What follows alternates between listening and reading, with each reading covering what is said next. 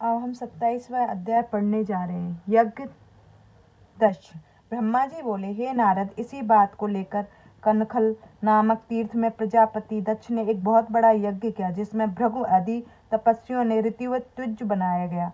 88,000 ऋत्विज उस यज्ञ के आहुति देते हुए और 64,000 देवेशी मंत्र बोलते थे। जितने में आयु वर्ध अर्धवर्यु होते थे, उतने ही सप्तऋषि और नारद ऋषि ऋषि पृथक पृथक गाया करते थे। सभी गंधर्व विद्याधरों, सिद्धगणों, यक्षों,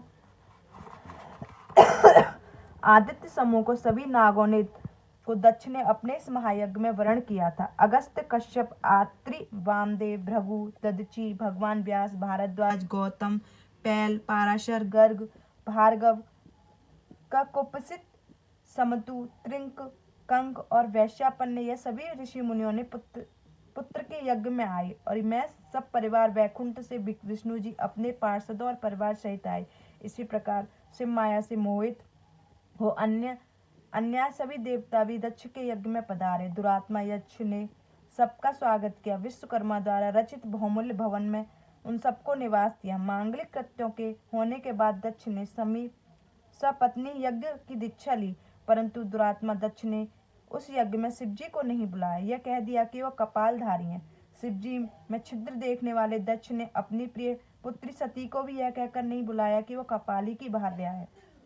जब इस प्रकार यज्ञ आरंभ हुआ तो उसमें भगवान शंकर को न आया देखकर शिव भक्त दधीचि ने सब देवताओं और ऋषियों से पूछा, इस महायज्ञ में भगवान शिव क्यों नहीं आए? उनके बिना यज्ञ अत्यंत शोभित नहीं होता, क्योंकि बड़े बड़े विद्वान जैसे सब मंगलों पर आगार बतलाते हैं, वैसे ही पुराण पुरुष नीलकंठ, परवेश, वृषभ ध्वज यहाँ नहीं दिखाई देते। हे दक्ष, जो अमंगलों से भी मंगल करता और 8 मंगलों में के मूल है, उन्हें ब्रह्मा या विष्णु को भेजकर बुलाना चाहिए। मैं सत्य कहता हूँ, जब तक तुम भगवान शंकर को यहाँ नहीं आएंगे, तब तक यह तेरा यज्ञ अपूर्ण ही रहेगा। दत्त जी के वाक्य सुनकर मूढ़ बुद्धि से दक्ष मुस्कुराकर कहा, देवताओं के मूल विष्णु जी तो आ ही गए हैं, फिर शिव की मुझे क्या आवश्यकता है? यह कहो कि मैंने ब्रह्मा जी के कहने से अपनी कन्या दे दी, नहीं तो उस अकुलीन माता पिता से रहित भूत प्रेतों के स्वामी, अत्य अभिमानी, मूर्ख, स्तम्भमानी और ईर्ष्या करने वाले से को कौन पूछता? वह इस यज्ञ कर्म के कदापि योग्य नहीं है, इसलिए मैंने उसे नहीं बुलाया।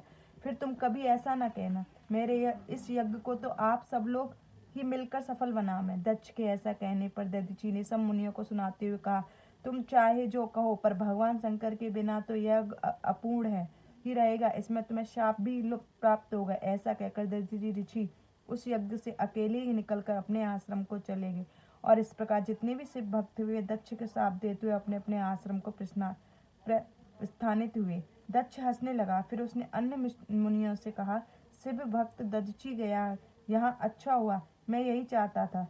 मैं तो बहिष्कृतों को अपने यज्ञ में नहीं चाहता। विष्णु आदि सभी लोग वेद के वक्ता हैं, मेरे यज्ञ को सफल बनाइए। दक्ष की इस बात को सुनकर सब देवता मनुष्य शिवजी की माया से मोहित हो गए। उन्होंने देवताओं की पूजा आरंभ कर दी। हे मनुष्य, यह तो दक्ष शाप की कथा मैंने तुमको सुनाई। अब आगे यह विध्वंस का योग सुनाऊंगा, जिसको आदर पूर्वक सुना। इति शिव महापुराण द्वितीय सती खंड का 27वां अध्याय समाप्त। जय गुरु जी, शुक्राना।